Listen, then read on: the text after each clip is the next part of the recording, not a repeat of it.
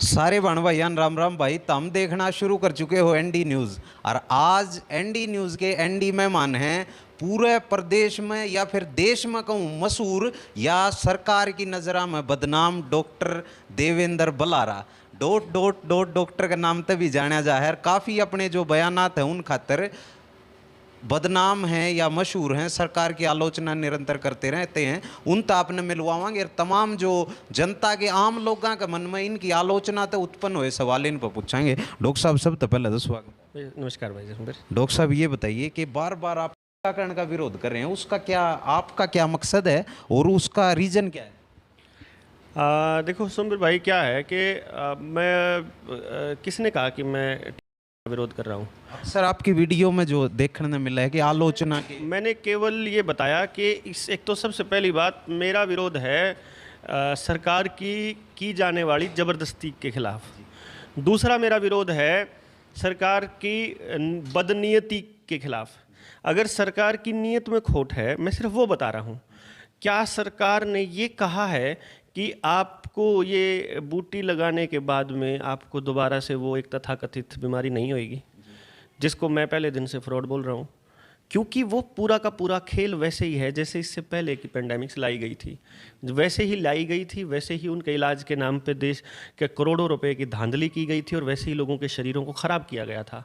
ऐसा कैसे हो सकता है कि जिस बंदे को भी वो हुई तथाकथित ट्रेंडिंग बीमारी, उसके बाद जिसने अस्पताल से वापस आया जो उनकी दवाई खा के, क्यों वो बीपी, शुगर और किडनी पेशेंट बन गया? ऐसा क्यों हुआ कि सरकार आपको ये आश्वासन नहीं दे रही है कि भाई तुम्हें दोबारा से वो बीमारी नहीं होगी? सरकार आपको ये आश्वासन नहीं दे रही है कि आप बिल्कुल सुरक्षित होगे। सरकार ये कह रही है तुम्हारी पेंशन कट जाएगी, तुम्हें रेल में नहीं बैठने देंगे, तुम्हारे को स्कूल में नहीं जाने देंगे, तुम्हारे को दफ्तर में नहीं जाने देंगे, तुम्हारी हाजिरी नहीं लगने देंगे, तुम्हारे बैंक में पैसे नहीं निकलेंगे, तुम्हारे तनख्वाह नहीं निकलेगी। वो सरकार ये कह रही है। मतलब ऐसा कमाल है। चलो ठीक है, हम ज़बरदस्ती मान लेते हैं, आपने ज़बरदस्ती करी और हमने जो है मान के आपसे वो ले ली, अमृत प्याला पी लिया। उसको पीने के बाद अगर साइड इफेक्ट हो जाए तो बोला वो तो ना लाख में एक का हो है। ठीक है, तेरे लिए तो लाख में एक आंकड़ा हो सकता है, मेरा हो जाए, आपका हो जाए, आप अकेले कमाने वाले और आप एक कुछ हो जाए तो बालक तो रुड़ गए ना। गारंटी ले लो ना तुम कि एक आदमी का है, अगर उसके लगाने के बाद अगर हार्ट अटैक होता है, ब्रेन हेमरेज होता है, लकवा होता है, नपुंसकता आती है, तो तुम 5 करोड़ रुपया दोगे उसके परिवार को? लिख दो, रेयर है ना, तुम कह रहे हो रेयर है तो कह दो 5 करोड़ देवांगे हम, कति साथ है सरकार के, या खड़े होकर करवाओगे। यह बात होगी डॉक्टर साहब, लेकिन एक बात है कि बच्चा बीमार हो जाए उस प्रकार तो पूरा देश एक परिवार है, तो लोग तमाम अपनी कोशिशें करेंगे भाई कुआं किसी डॉक्टर दौर ले जाएं, कुआं किसी डॉक्टर। आपका हिसाब तक इस पेंडेमिक में लोगों को ऐसे ही छोड़ देना चाहिए? देखो, सबसे पहली बात आपको समझना चाहिए, मैं कॉमन सेंस के खिलाफत में जो बात करता है ना, मैं उसका विरोध करता हूँ। कॉमन सेंस क्या कहता है? मेरी आपने अगर वो शर्मा जी के साथ एक वार्ता देखी हो जिसके अंदर आईएमए के 2 डॉक्टर्स ने मेरे साथ वार्ता करी थी, उसमें उन लोगों ने ये माना कि मुंह ढकने से आप किसी वायरस को नहीं रोक सकते। उसमें उन्होंने ये माना कि जो आदमी धूप और हवा के संपर्क में रहता है उस आदमी के वायरस अपने आप खत्म हो जाते हैं।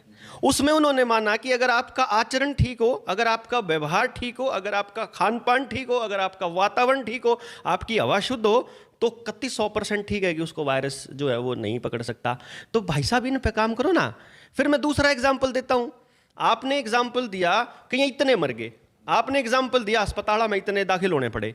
मैं एग्जाम्पल दे रहा हूँ, ठीक, आपने इतने आपने नंबरों का कुछ नहीं पता, बस ऊँ बेरा खाम खाई जो सरकार ने, अखबारों ने, जो पेड मीडिया ने जो कह दिया, नेशनल मीडिया ने।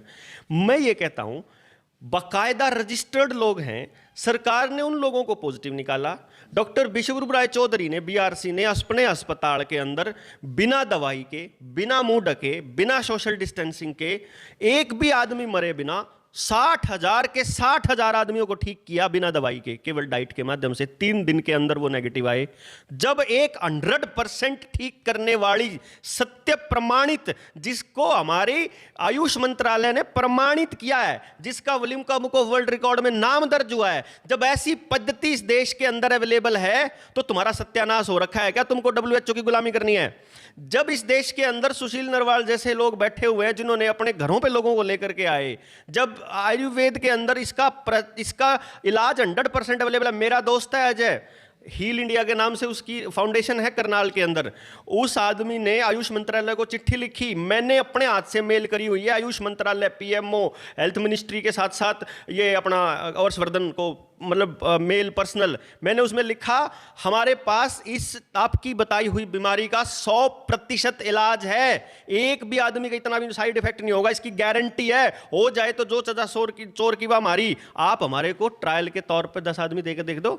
डॉक्टर साहब आप तो रामदेव वाली बातें बहुत रह गई, वो भी तो ये बात कर रहे हैं कि आयुर्वेद तो इलाज हो, आयुर्वेद की अपनी एक जगह है, एलोपैथी की अपनी एक जगह है, दोनों को क्या आप ये नहीं मानते कि एलोपैथी ने भी जो मानव जाति उसका बहुत ज़्यादा फायदा कराया, जो इमीडिएट ऑपरेशन की बात हो या हार्ट पेशेंटों की, और पहले जितने 10-10 बच्चे होते थे उसमें तो 8-8 मर जाते थे, तो एलोपैथी अपना काम करी, सरकार ने आयुर्वेदिक नुस्खा खातर रोका तो नहीं है किसी ने? देखो आपके सवाल ना 4-5 सवाल है, मैं चारों पांचों का सवाल दूंगा, जवाब दूंगा।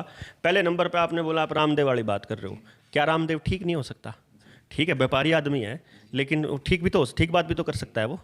दूसरे नंबर पे नहीं, उसको तो मंत्रालय ने फटकार लगाई, स्वास्थ्य मंत्रालय ने जब अपनी, और उनके तो काफी अच्छे मित्र हैं। वो इसलिए लगाई क्योंकि इस टाइम पे नरेंद्र मोदी उन ड्रग्स कंपनियों का दलाल बना हुआ है, क्योंकि इस टाइम पे सारे मुख्यमंत्री और प्रधानमंत्री देशों के ये दलाल बने हुए हैं WHO के अंडर आने वाली उन ड्रग्स कंपनियों के। मैं जो आपको बता रहा हूँ, एलोपैथी कितने साल पुरानी है मानो हो आप, एलोपैथी केवल 300 साल पुरानी पद्धति है, पॉइंट नंबर 1।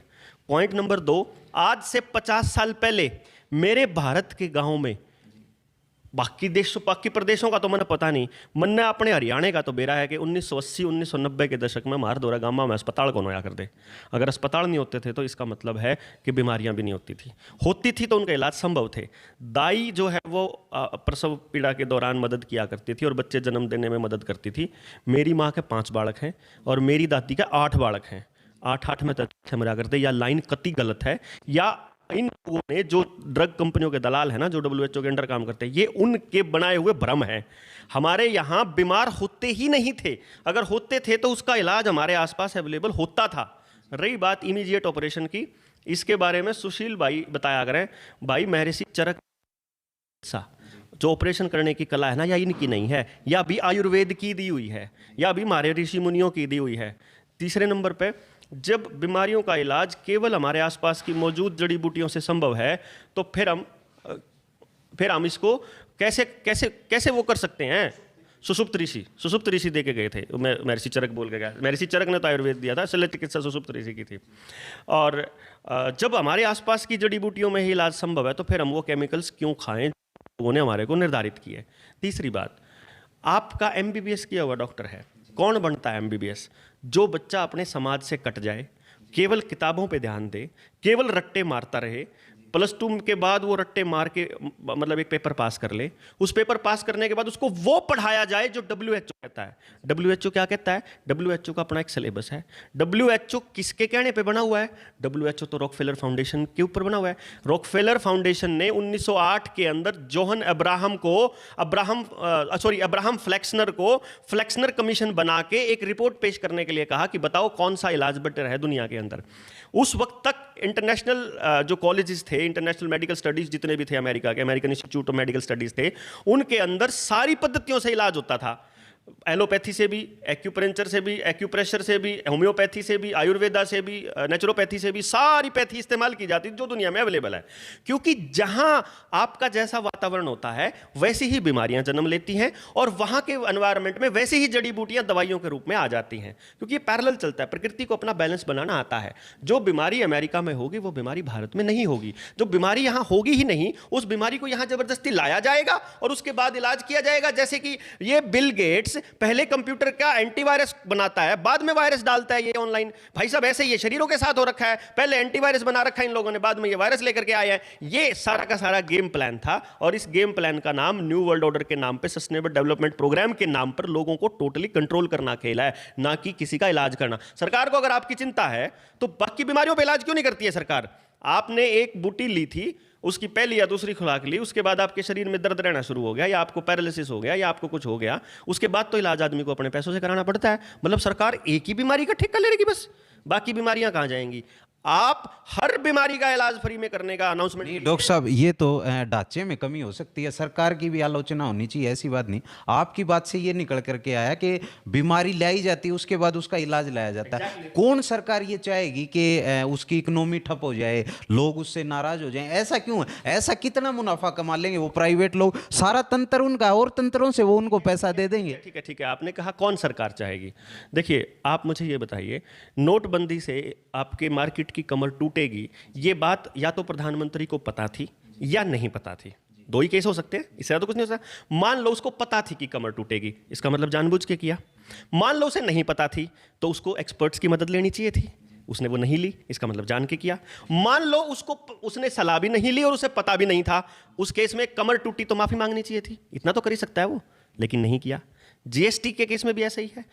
मान लीजिए वो आपसे टैक्स में 266% टैक्स लगा के पेट्रोल डीजल के दाम इतने ऊपर लेके जा रहा है, उसी वक्त वो 8,000 करोड़ का प्लेन भी खरीद रहा है, उसी वक्त वो 20,000 करोड़ में सेंट्रल विस्टा भी बना रहा है, उसी वक्त वो नए नए उद्योगपतियों के कभी 2 लाख करोड़, कभी 12,000 करोड़, कभी 14,000 करोड़ रुपए भी माफ कर रहा है। उसी दौरान 3-3 लाख करोड़ रुपए की कंपनियों को 12,000 करोड़ रुपए में बेच भी रहा है। उसी दौरान वो गांव की पंचायत की जमीन और स्कूलों की जमीनों को नीलाम करने का भी ठेका दे रहा है। उसी दौरान वो हमारे सरपंच के इलेक्शन भी नहीं होने दे रहा है। उसी दौरान वो लाल डोरा तोड़ के हमारी जमीनों को भी खरीदने के लिए उनको दे रहा है। मतलब उसी दौरान सब कुछ कर रहा है। ये कोई वो खेल है, मतलब गेम चल रहा है। उसी दौरान वो क्या करता है, हमारे किसान को मंडी में फसल ना मिले, उस फसल का दाम ना मिले, उससे ज्यादा दाम प्राइवेट प्लेयरों से दिलवा रहा है बाहर, ताकि मंडी को टैक्स ना मिले, तो वो अपने कर्मचारियों को तनख्वाह ना दे पाए, तो मंडियां बर्बाद हो जाए। किसान बर्बाद करना क्या ये इत्तेफाक हो सकता है? छोटे मिस्त्री बर्बाद हो जाएं, इसीलिए केवल भारत 6 की गाड़ियों को लाने के लिए, भारत 4 से नीचे की गाड़ियों को, पुरानी गाड़ियों को कबाड़ बनाने के लिए, एक गाड़ी किसी ने 10-10 हजार भी नहीं किलोमीटर चलाई, उसकी गाड़ी को भी वो कबाड़ बनाने की बात कर रहे हैं। क्यों? क्योंकि भारत 6 वाली गाड़ियां मिस्त्री ठीक नहीं कर सकता, उनको एजेंसी में ही जाना पड़ेगा। वो एजेंसियों को चलाने के लिए तो छोटे दुकानदार बर्बाद करना। क्यों रिलायंस के 12,000 करोड़ माफ करे जब वो रिलायंस मार्ट लेकर के आया? आज आपका मोहल्ले का दुकानदार रिलायंस के पोर्टल पे अगर आने से मना कर देगा तो वो खत्म होना उसका तय है। क्यों भाई? बर्बाद हो गया। रिलायंस ने अपना स्टोर आपके भिवानी में खोला, उसको चलाएगा कौन? आप चलाओगे, वो चलाएगा, वो चलाएगा, आपका ही बीच का एक लड़का चलाएगा। तो उसी लड़के को लोन क्यों नहीं देते हो भाई? उसको ही क्यों जाएगा सारा? नहीं, वो तो पॉलिसीज है ना सरकार की, वैसे एमएसएमई लोन और तमाम। तो ये पॉलिसी उन्हीं के लिए है, हमारे लिए नहीं है ना। ये पॉलिसीज आम आदमी के लिए नहीं है ना। आम आदमी को तो कौन सा तबके के लिए, आप या पूरा मीडिया बता दे किस तबके के लिए काम किया उन्होंने? भाई साहब, ये युद्ध जो है फॉल्स फ्लैग होते हैं। पुलवामा हो, बालाकोट अटैक हो, 26/11 हो, चाहे आपका वो ताज कॉरिडोर वाला जो कांड हो, ये सब के सब सरकारें करवाती है। वो ना बीजेपी में नहीं हुआ था, वो कांग्रेस के राज में हुआ था। वो उस सरकार ने करवाया था, ये इसने करवाया था। ना अरविंद केजरीवाल की औकात है बोलने की, ना भूपेंद्र सिंह हुड्डा की है, ना यहाँ भिवानी के जो से 100 कोल्ड ठेकेदार बने हुए हैं इन नेताओं की, धर्मवीर परमवीर कौन कौन है मुझे तो नहीं आइडिया, इनकी भी नहीं औकात है। एक आदमी नहीं बोलता।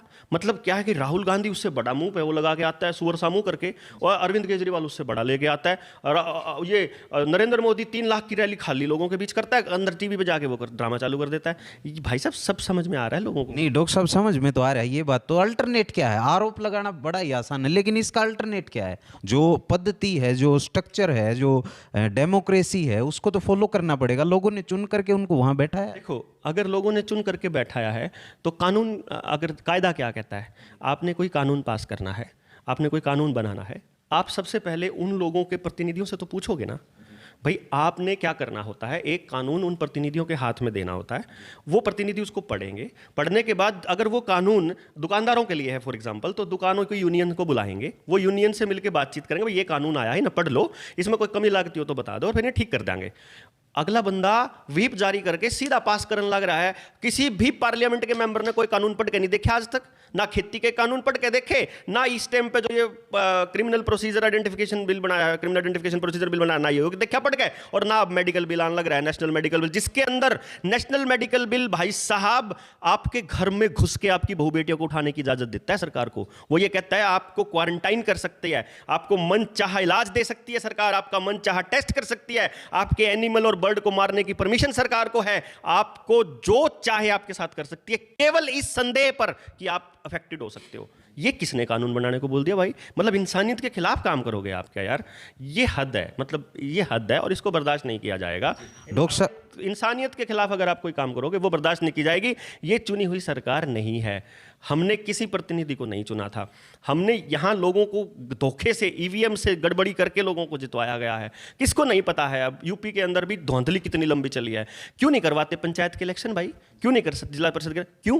क्योंकि इनको धांधली केवल पार्लियामेंट और असेंबली के इलेक्शनों में करनी आती है। लोकल लेवल पे इतनी ईवीएम भी नहीं है, इतना तंत्र भी नहीं है, इनका इतने खोसड़े लागेंगे न पता है। और क्योंकि सरकार जो गाँवों का जो लाल डोरा तोड़ के उनको बर्बाद करने का जो षड्यंत्र रचाया हुआ है ना, इसको ये पर्दाफाश हो जाएगा। इसीलिए इन लोगों ने इन यहाँ पे अपने प्रतिनिधि नहीं चुने दे रहे हैं।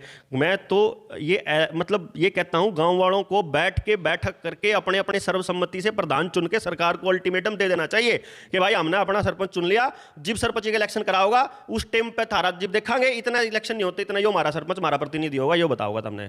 अब क्यों गाँव में क्या दिक्कत है, आप अपने लेवल पे निष्पक्ष चुनाव करवा के देख लो, अच्छे लोग भी हैं समाज के अंदर, उनको निकाल के करो।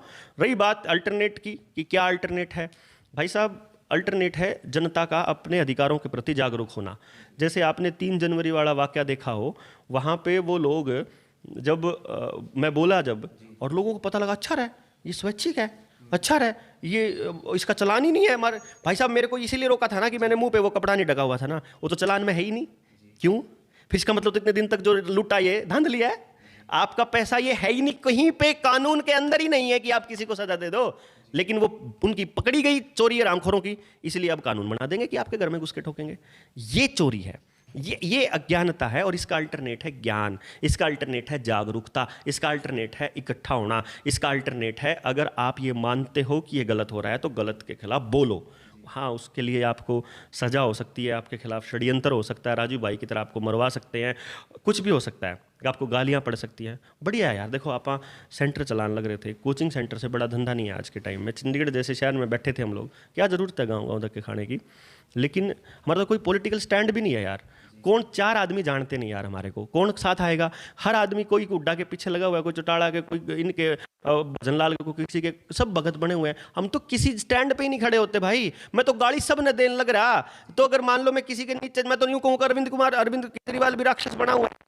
हमारे यहाँ तो खुले में सांस लेने का जो था 500 रुपये था, वहाँ 2000 रुपये था। भाई साहब किसानों को तो वो भी वहाँ मारना शुरू कर दिया। भगवंत मान ने पंजाब में बनते ही चिप वाले मीटर स्टार्ट कर दिए, बनते ही अब उनके खेती नीलाम करवाएगा वो, बनते ही सीसीटीवी कैमरास चालू कर दिए। सीसीटीवी कैमरा का प्रोजेक्ट तो WHO का प्रोजेक्ट है, वो तो उसका वर्ल्ड यूनाइटेड नेशन का प्रोग्राम है। फिर यूनाइटेड नेशन के प्रोग्राम को चलाओगे, कल को आप जनसंख्या को प्रॉब्लम बताने की वो चालू कर दोगे, जनसंख्या प्रॉब्लम है, तो ये कितना बड़ा धांधली, आपको पता है ये कितना बड़ा गेम प्लान है। अब सरकारें जनसंख्या को प्रॉब्लम बताएंगी, फिर क्या करोगे? मार देनी चाहिए क्या जनसंख्या? नहीं, वो तो कंट्रोल सिस्टम होगा ना, जो भी पॉलिसी सरकार लेके आए। क्यों आप जनसंख्या को क्यों नहीं, आपको नहीं लगता कि जनसंख्या, बढ़ती जनसंख्या एक समस्या है? बिल्कुल भी नहीं लगता।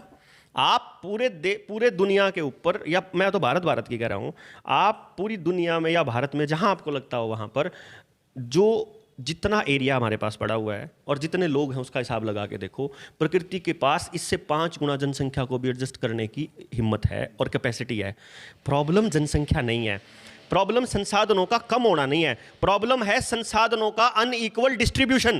प्रॉब्लम है कि एक आदमी के पास तो बढ़ता ही जान लग रहा और एक आदमी का सत्यानाश होता जान लग रहा। प्रॉब्लम यह है कि अगर इस देश के अंदर 135 करोड़ की जनसंख्या है तो 135 करोड़ की जनसंख्या का मतलब है 135 करोड़ दिमाग और 270 करोड़ हाथ। जिस सरकार को, जिस प्रतिनिधि को उस 130 करोड़ 135 करोड़ लोगों के दिमागों का और 270 करोड़ हाथों का इस्तेमाल करना नहीं आता ना, वो प्रॉब्लम है। प्रॉब्लम वो है यार, मेरी भारत को माता कहते हैं हम, भारत माता है, माता के लिए उसके बच्चे बोझ हो जाते हैं क्या यार? औलाद कभी बोझ होती है क्या यार? मैं अगर आपको ये कहता हूं कि चल मेरे साथ रहने की जगह दूंगा और खाने जगह दूंगा और तू मेरे लिए फ्री में काम करिए, तो त्यार मेरे लिए फायदे का सौदा है कि आपके लिए? आप ही बताओ, किसके लिए फायदे का सौदा है? मेरे लिए। आपके लिए फायदे का सौदा है फ्री में काम करना? नहीं डॉक्टर साहब, मेरे लिए होगा ना। मतलब मुझे अगर मेरे देश के अंदर मैं अपने रहने वाले नागरिकों के लिए अगर रहने का इंतजाम कर दूं और भरपेट खाने का इंतजाम कर दूं और उसके बदले में वो समाज को देते रहें, तो एक आदमी जितने का खाता है ना उससे 10 गुना का काम करता है कम से कम। यानी अगर कोई कंपनी आपसे 15,000 रुपये सैलरी देती है ना, तो कम से कम 1.5 लाख का काम लेती है, तो 15,000। ये तो डॉक्टर साहब एक बात बताइए, आपका थोड़ा समझ नहीं आ रहा है। एक तरफ तो आप समाजवाद की बात कर रहे हैं, आइडियोलॉजी जो लेफ्ट की आइडियोलॉजी है, दूसरी तरफ आप राजीव दीक्षित, आयुर्वेद और इन चीज़ों को जो राइटिस्ट आइडियोलॉजी है, आपकी एक्चुअल जो लाइन है, जो विचारधारा, वो समझ नहीं पा रहे हम। क्या करना है पहले तो ये बताओ आपको समझ के। नहीं समझ के लोग जानना चाहते हैं डॉक्टर साहब। देखिए बड़ी बात क्या होती है, देखो भाई आइडियोलॉजी आपको सेलेक्ट तब करनी पड़ती है जब आपको कोई एक पक्ष देखना होता है। मेरा पक्ष है लोग, मेरा पक्ष है समाज, मेरा पक्ष है सही। हो सकता है मुझे जो सही लगता हो वो गलत हो, इसमें दो राय नहीं है, मैं गलत हो सकता हूँ, लेकिन मैं ये मानता हूँ जो चीज़ जहाँ पे बढ़िया है उसको ले लेना चाहिए। उसको केवल इसलिए मत छोड़िए कि वो राजीव दीक्षित की है, वो राइट वालों की है, वो लेफ्ट और राइट एक भ्रम है। अगर आपको चाइना और अमेरिका दुश्मन नजर आते हैं तो आप इसका मतलब समझते ही नहीं है खेल को। अगर आपको लेफ्ट और राइट में डिफरेंस नजर आता है, अगर आपको ये डिफरेंट लगते हैं तो मैं आपको फर्क बताता हूँ। केरला के अंदर लेफ्टिस्ट की सरकार है, लेकिन वहाँ तो सबसे ज़्यादा लगवा रहे हैं लोग, वहाँ तो सबसे ज़्यादा चालान काटे गए हैं, वहाँ तो सबसे अभी भी लगा के बैठे हुए हैं, चाहे उन्हें यहाँ लाना पड़ो लेकिन लगा के रखते हैं। ऐसा क्यों? चाइना के अंदर तो लेफ्ट की सरकार है, वहाँ तो क्वारंटाइन आइसोलेशन ज़बरदस्ती कर रखा है शंघाई में आज के दौर में, वहाँ तो सोशल क्रेडिट सिस्टम 10 साल पहले का है। हरियाणा में तो संघियों की सरकार है, यहाँ भी यही काम कर रखा है। राजस्थान के अंदर तो कांग्रेस की सरकार है, यहाँ भी यही हो रखा है। चाहे लेफ्ट तृणमूल कांग्रेस यही कर रही है, उद्धव ठाकरे यही कर रहा है। कौन सी आइडियोलॉजी ने छोड़ रखे हैं लोग? सारी आइडियोलॉजी का मतलब है आइडियोलॉजी के पीछे चोर छुपते हैं। इस टाइम पे भी मतलब इस सरकार में तो हमने देखा ही नहीं, सारे गधे घोड़े इकट्ठे कर लेना है। 2014 में 200 मतलब हमारे जो 282 कुछ लोग थे इनके पार्लियामेंट में मेंबर जो एनडीए में थे, उसमें से 144 पार्लियामेंट के मेंबर वो थे जो यूपीए में थे पहले सरकार में। कहने का मतलब है ना यह भाजपा की सरकार है ना वह कांग्रेस की थी, ये दोनों की सरकार किसी की भी बने भांजरेज सरकार है। ये हम इसको भांजरेज सरकार बोलते हैं। और ना कोई लेफ्ट सरकार ना कोई राइट सरकार, ये मतलब इसको रटाइट कह लो, मतलब चाहे आपको कुछ भी कह लो, ये सब एक हैं। जनता एक नहीं है, ये एक है, चोर एक है, ऊपर वाले ये सारे एक हैं।